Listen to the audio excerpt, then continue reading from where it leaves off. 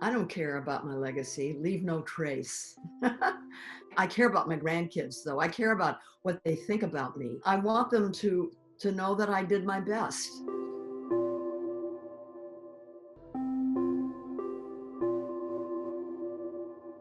I wore this shirt in your honor, Jane. Yes, it's true. We do grow more radical with age. Your latest passion is as an unflinching climate activist. Was there a turning point for you, Jane, that made you say, this is where I really want to focus my time and attention? I was depressed a lot last year because I knew that the planet was heading to a really terrible catastrophe, and I didn't know what to do. Being a celebrity, I had a platform. I didn't know how to use it. I read a book by Naomi Klein called On Fire, A Burning Case for a Green New Deal. And that book really shook me up, the way it talked about the science. And then what Greta Thunberg, the young Swedish student, was saying, we have to behave like we're in a crisis. We have to get out of our comfort zone. And I thought, oh, okay, I will pack up and move to DC. So I went for 4 months to carry on a weekly action called Fire Drills Friday, working with Greenpeace. The first Friday, there were 16 of us who engaged in civil disobedience and got arrested. And by the last one in January, there were over 350 people, thousands of people who wanted to do the Fire Drill Fridays where they live in their hometowns around the United States. That was when we decided that we needed a book to describe the whole process. And now I do it on Zoom. We do it virtually every Friday. We need to stand together and say no to fossil fuel bailouts. And last Friday, 750,000 people watched us across all platforms. What was it like being in Washington, taking part in this action for you? We're building an army, folks.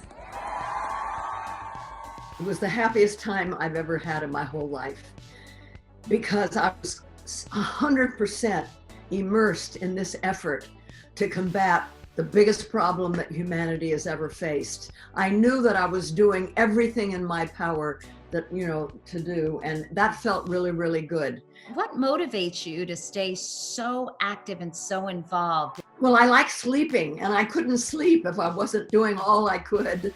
I wouldn't be able to live with myself, and I'm maybe 10, 20 years away from my end, my death. I don't want to get to the end and feel that I didn't do all I could do. I'm curious how you feel about the Black Lives Matter movement as you've watched it unfold in recent months, actually since the murder of George Floyd. I think it's an incredible thing what's happening.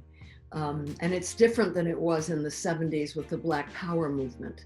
And I think that part of the difference is because women are in the leadership. So there's a welcoming, joyful vibe in the movement for Black lives that didn't used to exist. It's beautiful how diverse the uprisings are, not just racially diverse, but age diverse, physical abilities diverse. People are there in wheelchairs and with canes, and they're young and they're old. And I think it's important, and I don't think it's going to go away. How do you get through to people who may be either skeptical about climate change or may not feel that it affects them? Talk about the climate crisis in relation to what matters to them. Maybe they care about their grandkids, so we can talk about the future and how it's being compromised. But also, if they don't pay any attention, if they still poo-poo it, don't get depressed. The Yale project says there are 13 million Americans who are ready to commit civil disobedience, but nobody's asked them. There are 23 million people who know there's a climate crisis and are worried about it, but they've never done anything because nobody's asked them. So the great unasked, waiting for us to ask them and to organize and mobilize them. There's enough people.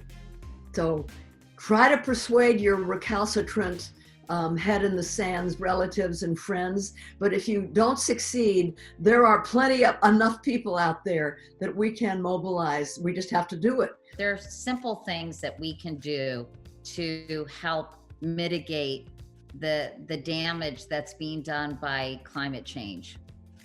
get rid of single-use plastic. Now that may seem impossible, but it's not.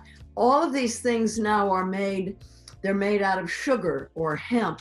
If you can install solar panels, cut out meat or cut it way, way down if you can. That's the on-ramp. It's the first step you take. But what matters is what you do in concert with other people.